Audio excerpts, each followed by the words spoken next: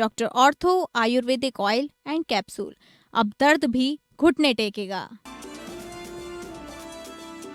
वाराणसी में सोमनाथ स्वाभिमान पर्व के अंतर्गत सोमनाथ संकल्प महोत्सव में शामिल हुए सीएम योगी। सीएम योगी ने कहा कि प्रधानमंत्री की प्रेरणा से हम सब एक भारत श्रेष्ठ भारत की संकल्पना को साकार होते देख रहे हैं। सीएम योगी ने राज्यपाल आनंदीबेन और अपने पूरे मंत्रिमंडल संग देखी फिल्म कृष्णा वात्रम। सीएम ने यूपी में फिल्म कृष्णा वात्रम को टैक्स फ्री करने की घोषणा की। फिल्म में द्वापर युग और सनातन संस्कृति की झलक। माफिया मुख्तार अंसारी की फरार पत्नी अफशा अंसारी की तलाश तेज। गाजीपुर और मऊ में 60 ठिकानों पर पुलिस की दबिश जुटाई अहम सुराग। 50,000 रुपए की इनामी और कई मामलों में मंशूद है अफशा अंसारी।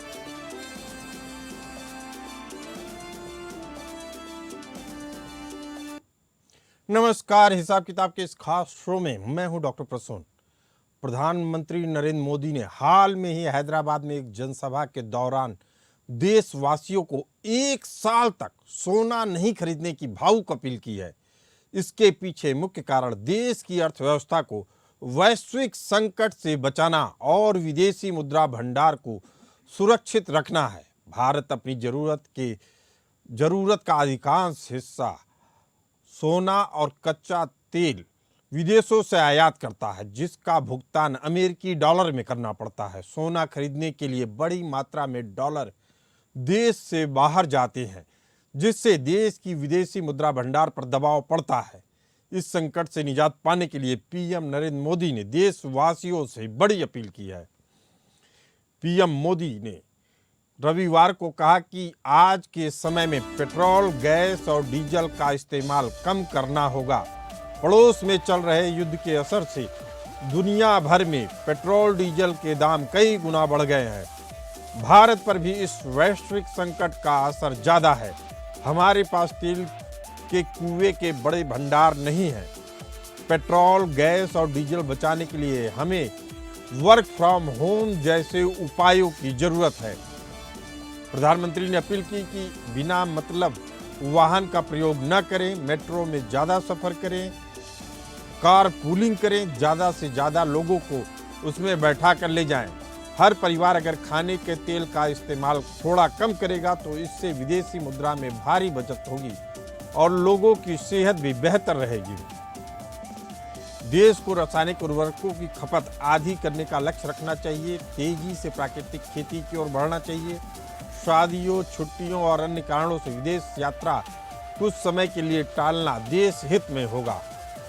सोने के आयात में बड़ी मात्रा में विदेशी मुद्रा खर्च होती है। देश हित में लोगों को 1 साल तक सोना खरीदने और दान करने से बचना चाहिए।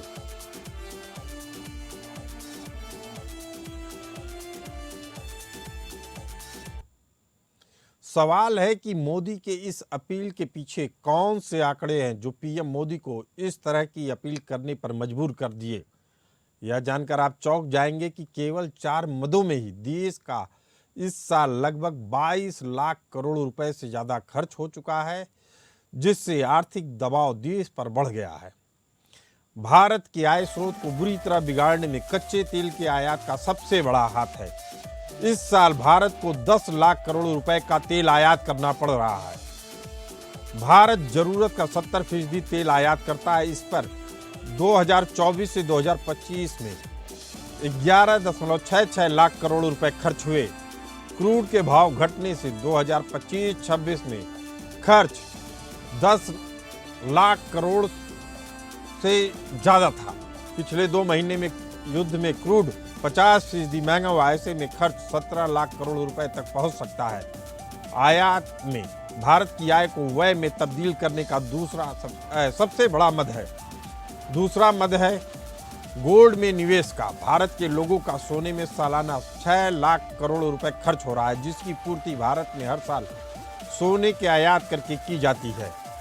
2024-26 में आंकड़ा 4.89 लाख करोड़ रुपए था, जो 2025-26 में 6.40 लाख करोड़ रुपए रहा।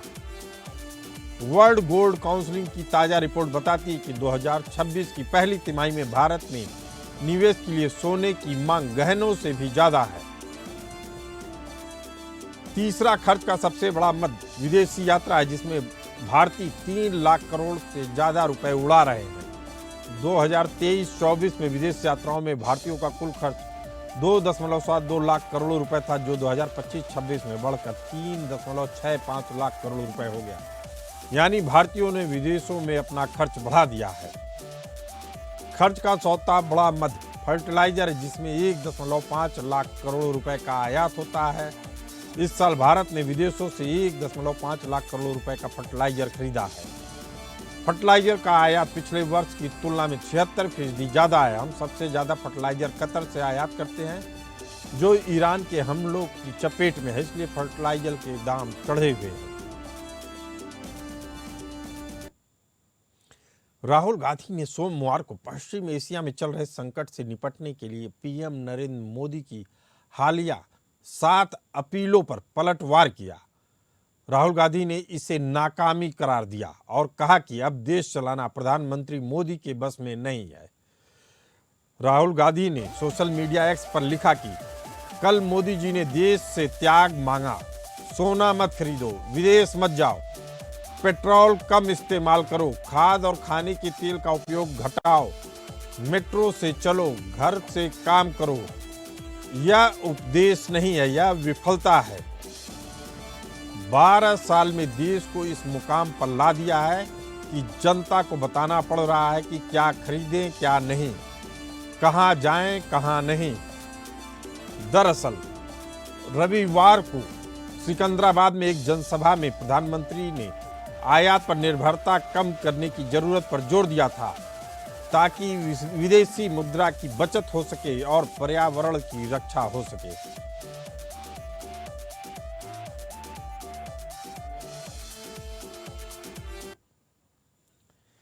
यह कदम किसी कानून या पाबंदी के रूप में नहीं, बल्कि एक स्वैच्छिक अपील के रूप में की गई है, ताकि वैश्विक अनिश्चितता के इस दौर में भारत की आर्थिक स्थिति मजबूत रहे। इसी मुद्दे पर चर्चा करने के लिए हमारे साथ मौजूद हैं डॉक्टर मोहम्मद अमीन, राजनीतिक विश्लेषक, और सीए विपुल कुमार, आर्थिक मामलों के जानकार। डॉक्टर मोहम्मद अमीन साहब, नागरिकों से निजी उपभोग जैसे सोना कम खरीद करने की अपील करना एक कुशल आर्थिक रणनीति है, या इस बात का संकेत है कि सरकार के पास आयात घाटे को नियंत्रित करने के लिए कोई ठोस नीतिगत ढांचा नहीं बचा है? देखिए, ये एक सुझाव है प्रधानमंत्री का, ये कोई ऑर्डर नहीं है, कंपल्सन नहीं है। लेकिन आप देखेंगे कि अगर आगे जाके आगे के परिप्रेक्ष्य को देखेंगे तो देश के हित में है। और अगर किसी चीज का खर्च जो है कम करने की बात की गई है, तो ये कहा गया है कि बिला वजह की चीजों में ना खर्च करें। जैसे कि आप कहा गया कि कार पूल में करें और मेट्रो से सफर करें। ये सब क्या है? ये दर्शाता है कि आपकी अपनी भी बचत है, और ये आपकी बचत के साथ में देश की बचत है और देश का अभिमान है। जहाँ पर देश के सवाल है अभिमान का और देश के सम्मान का सवाल है, वहां पर कभी कंप्रोमाइज नहीं किया मोदी जी ने। ये जो बातें की गई हैं देश हित में की गई हैं, देश के लिए की गई हैं।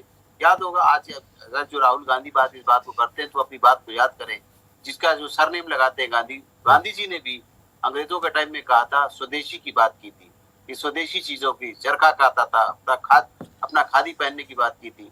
तो ये समय समय पर चलता रहा है देश के अंदर।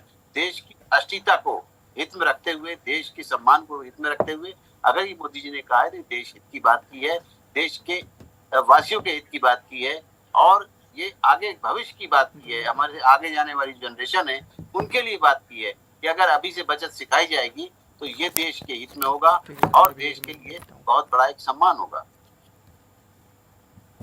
जी, आप बेहद अहम बात बता रहे हैं। सीए विपुल कुमार जी हमारे साथ मौजूद हैं। भारत में सोना केवल आभूषण नहीं, बल्कि मध्यम वर्ग के लिए लिक्विड एसेट और आपातकालीन सुरक्षा है। क्या सरकार इस अपील के बदले आम जनता को निवेश का कोई ऐसा विकल्प दे पाई है जो सोने जैसे सुरक्षित और लाभकारी हो? विपुल जी को हमारी आवाज नहीं आ रही है। मोहम्मद अमीन साहब दोबारा आपके पास आ रहे हैं। राहुल गांधी का आरोप है कि सरकार अर्थव्यवस्था को संभालने में विफल रही है। क्या वाकई विदेशी मुद्रा का भंडार स्तर इतना चिंताजनक है कि प्रधानमंत्री को सीधे जनता की कटौती की मांग करनी पड़ी? वो दिन याद करना चाहिए राहुल गांधी को, जब देश के अंदर एक ऐसी स्थिति आ गई थी जो पूरे विश्व के अंदर थी, विश्व स्तर पर थी, कोरोना काल। कोरोना काल में अगर हमारे देश के प्रधानमंत्री ने देश को आग्रह किया और देश के लोगों ने उन्हें सपोर्ट किया और देश के हित की बात की थी कि घरों से काम करें, यानी वर्क फ्रॉम होम किया था और भी बहुत सी बचत की बातें की थी और बहुत सी चीजें की थी, सलाह दी थी, तो आप देखिए कि उसका क्या इम्पैक्ट हुआ। हमने अपने देश को भी सुरक्षित रखा, अपने देश की सुरक्षा को भी सुनिश्चित रखा और अपने देशवासियों को भी सुरक्षित रखने के साथ साथ उन्होंने विदेशियों को भी अपने टीके बना के दिए और विदेशियों का भी ख्याल रखा और विदेशियों का साथ दिया। आप ये देखिए कि आज से कितनी आर्थिक स्थिति का हमारा बोझ कम हो जाता है। जो हमारी विदेश जा रही है, अगर हम विदेश जा रहे हैं तो हमारी जो देश की वो है इकोनॉमी, वो बाहर जा रही है। अगर हम देश में रुक जाते हैं और देश के अंदर ही हम अपनी चीजों को अपने व्यवस्थित कर लेते हैं। डॉक्टर मोहम्मद अमीन साहब, आप खाड़ी देशों में भी रहे हैं राजनयिक के तौर पे, क्या वहाँ चीजें अभी जैसा बता रहे थे कि ट्रंप और ईरान में समझौता होने वाला, अमेरिका और ईरान में समझौता होने वाला, ट्रंप शायद कोई बड़ी छूट दे सकते हैं ईरान को, लेकिन अब जो बातें निकल के आ रही हैं, लग रहा है कि अमेरिका कभी भी ईरान पर दोबारा हमला शुरू कर सकता है। शायद यही एक बड़ा कारण है क्या कि प्रधानमंत्री को इस तरह की अपील करनी पड़ी? देखिए, 72 दिनों से जो युद्ध चल रहा था वो बीच में छुटपुट चलता रहता है, लेकिन हम विश्वास नहीं कर सकते हैं ट्रंप की बातों पे। ट्रंप कभी कुछ कहते हैं, कभी कुछ कहते हैं।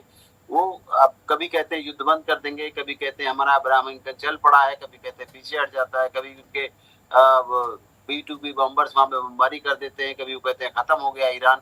इन सब बातों से कोई फायदा है नहीं, लेकिन हाँ, वो इस बात को समझ गए हैं कि इससे उनके भी देश को क्षति हुई है, उनके देश में भी हाहाकार मचा है। अगर हमारे एशिया में या एशियन कंट्रीज में हुआ तो ऐसा नहीं कि वो इस बात से अछूते हैं, तो वो इस युद्ध को खत्म करना चाहते हैं। वो इजराइल के बहकावे में आके उन्होंने युद्ध किया था और मुझे नहीं लगता अमीन साहब कि ट्रंप साहब इतने भोले हैं कि वह इजराइल के बहकावे में आ जाए। वह तो जानबूझकर कर रहे हैं और उसके पीछे तमाम लॉजिक दे रहे हैं। विपुल कुमार जी जुड़ गए हमारे साथ, चार्टेड अकाउंटेंट हैं, अर्थशास्त्री हैं। विपुल जी, विपक्ष का तर्क है कि सरकार बड़े कॉर्पोरेट्स को टैक्स में छूट दे रही है जबकि आम जनता से त्याग की उम्मीद कर रही है। क्या इस आर्थिक संकट का बोझ समाज के सभी वर्गों पे समान रूप से पड़ेगा? जो भी अभी मोदी जी ने ऐलान करा है कि गोल्ड में आप कम इन्वेस्टमेंट करें, वो हाई एंड इन्वेस्टर्स ही उसमें जाते हैं। गरीब लोग, अभी इतना गोल्ड महंगा हो गया है, 1.5 लाख रुपए पर 10 ग्राम हो गया है, तो गरीब लोग नहीं खरीद रहे हैं गोल्ड। इन्वेस्टमेंट जो कर रहे हैं वो हाई एंड इन्वेस्टर ही कर रहे हैं। तो इससे मुझे नहीं लगता कि जो है गवर्नमेंट ने कोई टैक्स में कोई गवर्नमेंट लोअर क्लास के लिए कोई अलग से स्कीम निकाले, या गवर्नमेंट ऑलरेडी बहुत सारी स्कीम्स पहले निकाल चुकी है। 2019 में भी निकाली है, बजट कट करा हुआ है, 80C में भी काफी बेनिफिट दिया हुआ है, 12 लाख तक एग्जेम्पशन करा हुआ है। जो भी गोल्ड के लिए गवर्नमेंट मोदी जी कह रहे हैं वो हाई एंड पर्सन के लिए कह रहे हैं। चलिए ठीक है, लेकिन विपुल जी, पश्चिम एशिया के संकट के कारण तेल की कीमतें बढ़ी हैं। क्या पिछले एक दशक में भारत ऊर्जा सुरक्षा के मामले में इतना आत्मनिर्भर नहीं हो पाया है कि एक युद्ध की स्थिति, वो भी खाड़ी देश में चल रहे युद्ध के कारण, देश की आर्थिक स्थिरता स्थिर रह सके? देखिए, जो भी एनर्जी का संकट आया है वो अचानक ही आया है। गवर्नमेंट इसमें शुरू से, जब से 2014 से गवर्नमेंट आई है, इसमें वर्क कर रही है। रिन्यूएबल एनर्जी में काफी बढ़ोतरी हुई है। पहले 32 गीगावाट का एनर्जी कैपेसिटी थी, गीगावाट हो गई है। थर्ड लार्जेस्ट बन गया है इंडिया। सोलर में भी काफी इम्प्रूवमेंट करा है, बट ये सब चीजें जो है धीरे धीरे इम्प्रूव होंगी। आपकी बात सही है कि जितना ऑयल रिजर्व होना चाहिए इंडिया के पास, 9.5 डेज का इंडिया के पास रिजर्व है, होना चाहिए। जो इंटरनेशनल एजेंसी है वो कहते हैं 90 डेज का रिजर्व होना चाहिए, बट ये आइडियल सिचुएशंस हैं। इंडिया को अपना एनर्जी सिक्योरिटी थोड़ा बेटर करना चाहिए, but it will take time. एक सवाल और उठता है कि रुपए का अवमूल्यन पर सवाल उठता है कि क्या सोने की खरीद कम करने मात्र से रुपए की गिरती कीमत को थामा जा सकता है या इसके पीछे कोई संरचनात्मक कारण जैसे गिरता निर्यात, बढ़ता व्यापार घाटा अधिक जिम्मेदार हैं? विपुल जी। देखिए, बिल्कुल आप सही कह रहे हैं, केवल सोने से कुछ नहीं होगा। जो हमारा मैन्युफैक्चरिंग सेक्टर है उसमें भी हमें बूस्टिंग चाहिए, काफी बूस्टिंग चाहिए। बट फिर भी जो है गवर्नमेंट को और स्ट्रेंथन करना चाहिए, अपने एक्सपोर्ट्स को और बढ़ाना चाहिए। बट चाइना से कम्पिटिटिवनेस भी बहुत ज्यादा है, चाइना से मैन्युफैक्चरिंग की कम्पिटिटिवनेस है, तो धीरे धीरे इंडिया इंप्रूव कर रहा है। बट वही है बात है कि टाइम लगेगा। विपुल जी, प्रधानमंत्री ने जो उपाय बताए हैं संयम करने का, 7 अपील की है, 7 कि संयम बरतिए, क्या इस संयम बरतने से इस संकट का हल हो जाएगा? सर देखिए, मोदी जी अभी इस कंट्री में मोदी जी जो कह देते हैं वो जनता फॉलो करती है। पहले भी मोदी जी ने एलपीजी सब्सिडी सरेंडर करने की बात बोली थी, जिसमें कि 1.2 करोड़ फैमिलीज ने सरेंडर करा है एलपीजी। उससे गवर्नमेंट को 12,000 करोड़ का बेनिफिट हुआ है जी। तो इसी तरीके से गवर्नमेंट अभी इतना क्राइसिस में नहीं है कि इसके लिए कोई ठोस पॉलिसी निकाल के लेकर आए। ठोस पॉलिसी, लेकिन अभी मोदी जी इतना जनता को आगाह कर रहे हैं कि अगर आज आपने संयम बरता तो भविष्य के संकट को टाला जा सकता है। प्रधानमंत्री ने देश की जनता से 1 साल तक सोना नहीं खरीदने की अपील की है। इसके साथ साथ और अपीलें की हैं जिसमें खर्च पर संयम बरतने की सलाह दी गई है देश की जनता को। प्रधानमंत्री की यह सलाह तब आई है जब खाड़ी देश में युद्ध चल रहा है, ईरान अमेरिका में युद्ध चल रहा है, इजराइल हमला कर रहा है ईरान पे, उसके कारण से तेल की कीमतें काफ़ी बढ़ चुकी हैं, जिसके बाद मोदी जी की यह अपील सामने आई है। सवाल फिर उठता है कि यदि जनता सोना नहीं खरीदती है तो क्या बचा हुआ पैसा बाजार में अन्य उपभोग की वस्तुओं पर खर्च नहीं होगा, जिससे मांग बढ़ेगी और महंगाई में और इजाफा होने की संभावना है? विपुल जी। सर जितना भी हम स्पेंडिंग करेंगे, आम जनता जितनी स्पेंडिंग करेगी उससे महंगाई नहीं बढ़ेगी, उससे कीमतें कम ही होंगी। और हमारे पास गोल्ड रिजर्व अभी काफी है। गवर्नमेंट के पास फॉरेस्ट रिजर्व जो है 700 बिलियन का है, कोई क्राइसिस वाली बात नहीं है। गवर्नमेंट ने अभी केवल हिदायत के तौर पे जनता को बोला है कि आप गोल्ड में कम स्पेंडिंग करें, और ये नहीं बोला, केवल उसको आउटफ्लो, जो फॉरेक्स का आउटफ्लो है उसको रोकने की कोशिश है बस गवर्नमेंट की। स्पेंडिंग पे कोई रोक नहीं लगाना चाह रहा है गवर्नमेंट, और गवर्नमेंट ने इस पे काफी मेहनत भी करी है, क्योंकि कैश इसके। विपुल जी, आप बड़ी बात बता रहे हैं। आप कह रहे हैं कि सरकार घरेलू सोने को खरीदने पे रोक नहीं लगा रही, वो कह रही है कि बाहर से जो सोना आ रहा है उस पे नियंत्रण रखिए, उस पे संयम रखिए, जिससे देश की अर्थव्यवस्था स्थिर रहे। यही बात कह रहे हैं विपुल जी आप? बिल्कुल सर, यही मैं कह रहा हूँ, जिसमें फॉरेन एक्सचेंज खर्च होता है उस वाले गोल्ड को नहीं परचेज करें। जैसे गवर्नमेंट ने बहुत सारे ऑल्टरनेटिव निकाले हैं, गोल्ड ईटीएफ निकाले हैं, उसको खरीद लेने में कोई प्रॉब्लम नहीं है। और गवर्नमेंट ने और भी चीजें निकाली है। बेहद अहम बात कर रहे हैं विपुल जी, आप बेहद अहम बात बताया। लेकिन मोहम्मद अमीन साहब, लग रहा है देश में कुछ बड़ा होने वाला है। पीएम मोदी की अपील के बाद हरदीप पुरी बोले हैं कि देश को 1 लाख करोड़ का घाटा हो रहा है। देश इस वक्त गंभीर इकोनॉमिक इमरजेंसी जैसे हालात में गुजर रहा है। हरदीप पुरी ने जिस घाटे का उल्लेख किया वह मुख्य रूप से सरकारी तेल कंपनियों जैसे आईओसीएल, बीपीसीएल, एचपीसीएल द्वारा झेला जा रहा अंडर रिकवरी घाटा है। डॉलर ड्रेन को रोकना, विदेशी मुद्रा भंडार को खाली होने से रोकना सबसे बड़ी चुनौती है। क्या सरकार इसमें विफल दिख रही है?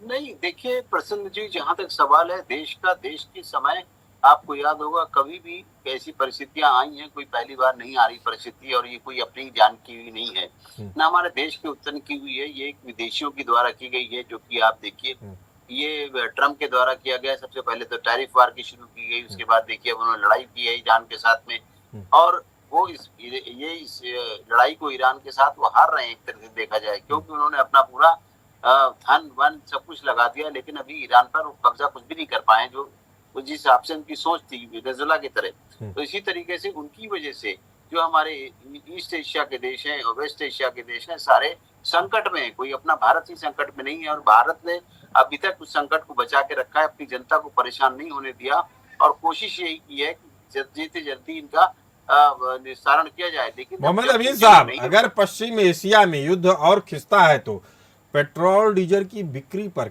आपको क्या लगता है, सरकार कुछ सीमा तय कर सकती है? इसमें कोई दो राय नहीं है, सीमा तय करेगी क्या? मैं समझता हूँ कि अगर यही स्थिति रही तो एक कंट्रोल की स्थिति आ जाएगी। याद होगा बहुत दिनों पहले कंट्रोल हुआ करता था, चाहे वो मिट्टी का तेल हो, चाहे वो पेट्रोल हो, चाहे वो डीजल हो।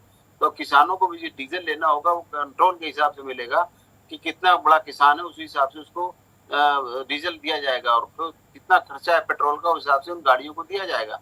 ये नहीं है कि मनमानी चलेगी जिस हिसाब से, या बर्बादी को, हमारे देश के प्राइम मिनिस्टर ने बर्बादी रोकने की बात की है और कहा है देश की स्थिति ऐसी नहीं है कि इस वक्त खुले हाथ खर्च किया जाए, उसको कंजूसी के साथ खर्च करिए। कंजूसी के साथ खर्च करना होगा, बड़ी चुनौती है। विपुल कुमार जी, अगर आयात शुल्क को रिकॉर्ड स्तर तक बढ़ा दिया जाए तो लोग स्वतः ही खरीदारी बंद कर देंगे। बिल्कुल सही बात है, वो अभी स्टेप लिया नहीं है क्योंकि अभी सरकार को लग रहा है कि इसकी अभी जरूरत नहीं है, जस्ट एक वार्निंग सिग्नल अपील करी है, क्योंकि उम्मीद है कि अपील से ही जो है जनता काफी अच्छे स्टेप्स ले लेती है। अगर जनता ने स्टेप्स नहीं लिए तो गवर्नमेंट के पास काफी इम्पोर्ट ड्यूटी को बढ़ाने का है प्रावधान, वो बढ़ा सकती है, कोई बात। और ऐसा पहली बार नहीं हो रहा है। 1965 में भी इंदिरा गांधी गवर्नमेंट ने भी सिटीजन से अपील करी थी कि गोल्ड को डोनेट करें नेशन के लिए। विपुल जी, उस समय की स्थितियां कुछ और थी, आज की स्थितियां कुछ और हैं। रुपए को बचाने के लिए आरबीआई ब्याज दरों में बढ़ोतरी कर सकता है, जिससे कर्ज महंगा होगा और बाजार में नकदी का प्रवाह कम होगा। क्या यह उपाय जो रुपया है उसको डॉलर के मुकाबले मजबूत कर सकता है? बिल्कुल कर सकता है। ऐसे स्टेप्स जब जरूरत पड़ेगी गवर्नमेंट जरूर लेगी, मेरे को उम्मीद है पूरी। और अभी गवर्नमेंट ने केवल अपील करी है सिटीजन से कि आप इसको गोल्ड को कम से कम निर्यात करें, कम से कम खरीदें 1 साल तक। अगर अपील गवर्नमेंट की अपील को पॉजिटिव तरीके से लोगों ने लिया तो शायद इसकी जरूरत ना पड़े। तो शायद इसकी जरूरत ना पड़े, लेकिन जो आखिर में हमने चर्चा की 3 उपाय, सरकार के पास ये 3 बड़े कदम हैं। अगर जनता ने संयम नहीं बरता तो सरकार आयात पे भारी आयात शुल्क लगा सकती है। रुपए को रोकने के लिए आरबीआई ब्याज दरों में बढ़ोतरी कर सकती है, जिससे ब्याज महंगा होगा और रुपए का प्रवाह रुकेगा। तीसरी चीज, ई राशनिंग पे भी रोक लगाई जा सकती है या उसकी सीमा तय की जा सकती है, लेकिन ये सब चीज़ें नहीं हो रही हैं। इसका मतलब है कि देश की अर्थव्यवस्था अभी भी सरकार के नियंत्रण में है। आप दोनों मेहमान इस खास चर्चा में जुड़े रहे, आप लोगों का बहुत बहुत धन्यवाद। फिलहाल इस चर्चा में इतना ही, हमें दीजिए इजाज़त, नमस्कार।